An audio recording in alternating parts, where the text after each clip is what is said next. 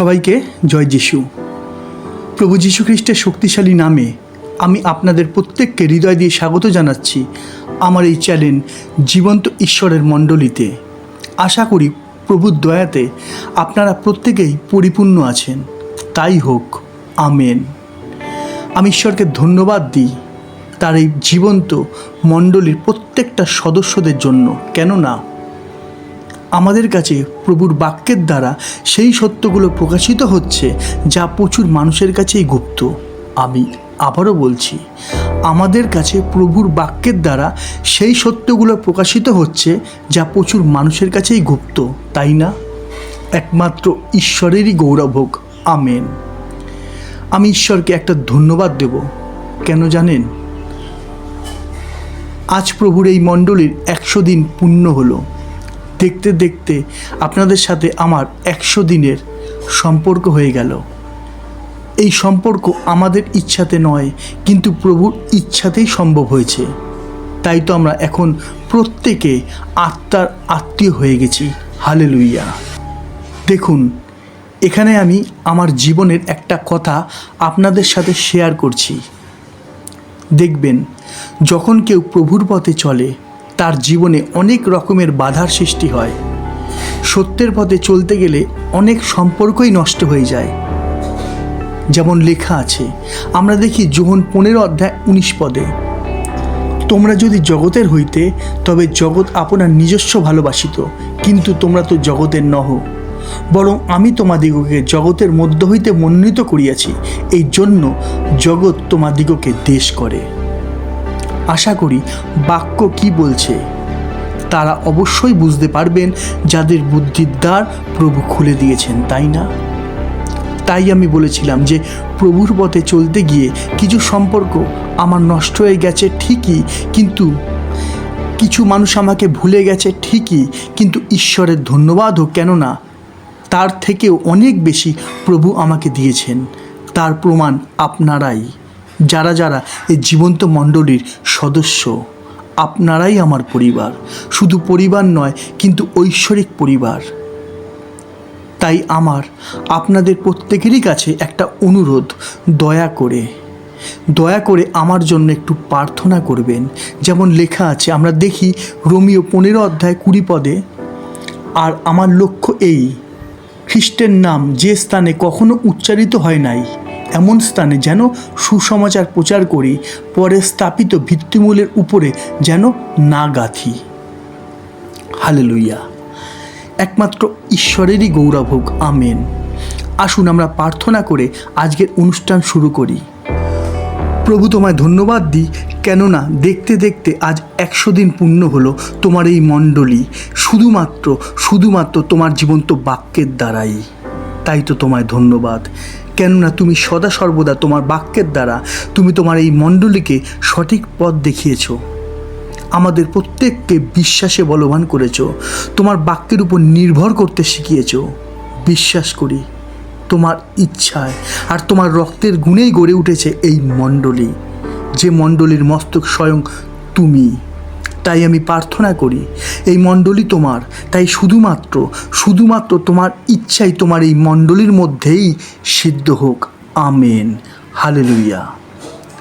আজকের বিষয় বীজ বপন। আমি আবারও বলছি, আজকের বিষয় বীজ বপন। আমি আপনাদেরকে আজকে একটা খুবই ছোট কিন্তু খুবই গুরুত্বপূর্ণ বিষয় জানাবো ও শেখাবো। আর তাই তো শুধু শুনলে হবে না, কিন্তু আজ থেকেই আমাদের প্রত্যেককে এই কাজটা শুরু করে দিতে হবে। কাজটা কি? উত্তর, বীজ বপন। উদাহরণস্বরূপ আমি বলছি, একটা চাষি চাষ করার জন্য মাটিতে ফলের বীজ বপন করে, তারপর তার দেখাশোনা করে, আর কিছুদিন পরে সেই চাষির তার কর্মের ফল পায়, তাই না?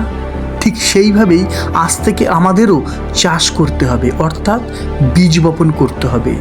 বিষয়টা বোঝার জন্য আমি একটা বাক্য দেখাই।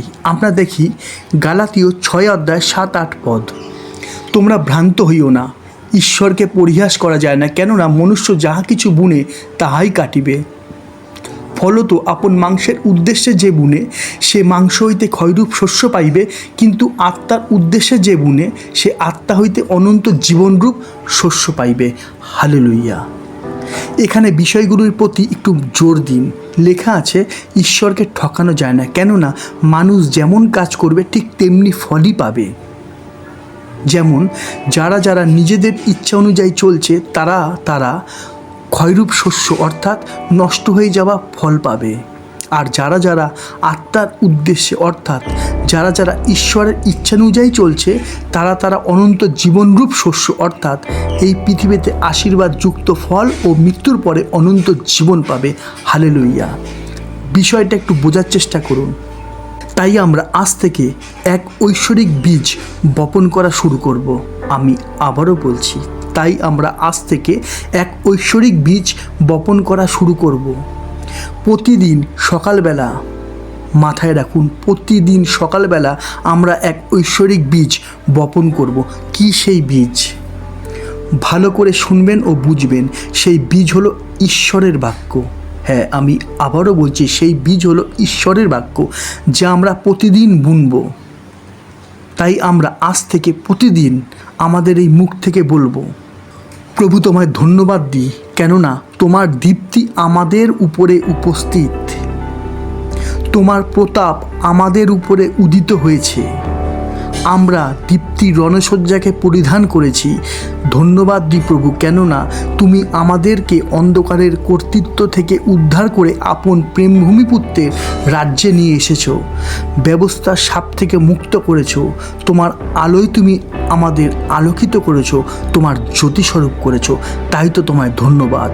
দৃশ্য অদৃশ্য সমস্ত বিষয়ের জন্য তোমায় জানাই খ্রিস্ট যিশুর নামে ধন্যবাদ। এতটুকু, ব্যাস এতটুকুই আমাদের প্রতিদিন এই মুখ থেকে বলতে হবে, এই মুখ থেকে স্বীকার করতে হবে।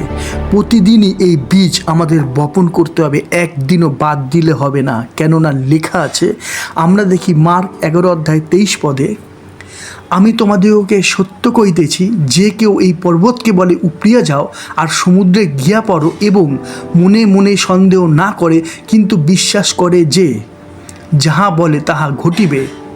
আমি আবারও পড়ছি, কিন্তু বিশ্বাস করে যে যাহা বলে তাহা ঘটিবে, তবে তাহার জন্য তাহাই হইবে। আশা করি পরিষ্কার। ঈশ্বর প্রত্যেকের বুদ্ধির দ্বার খুলে দিন। আমেন। দেখুন, আমি আবারও বলছি যে লেখা আছে, যদি বিশ্বাস করো তবে ঈশ্বরের মহিমা দেখবে। হালেলুইয়া। আজ এতটাই। আবার দেখা হবে ঈশ্বরের জীবন্ত বাণীর নতুন কোনো শিক্ষা নিয়ে। ততক্ষণ সবাইকে জয় যিশু, জয় যিশু, জয় যিশু।